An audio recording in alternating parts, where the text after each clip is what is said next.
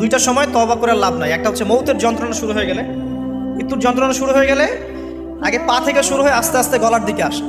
হাদিসে যেমনটা এসেছে, সূরা ওয়াকিয়ার মধ্যেও আছে যে পায়ের দিক থেকে যন্ত্রণা শুরু হয়ে আস্তে আস্তে আস্তে আস্তে এই গলার দিকে আসে, এবং আত্মাটা গলার এখানে যখন চলে আসে, এখান থেকে মালাকুল মউত আত্মাটাকে নিয়ে চলে যায় এবং চোখ দিয়ে তাকিয়ে থাকে মানুষ। রুহটা চলে গেলে মানুষ চোখ দিয়ে তাকিয়ে থাকে, দেখবেন এই কারণে মৃত ব্যক্তি তাকিয়ে থাকে, চোখ খোলা থাকে।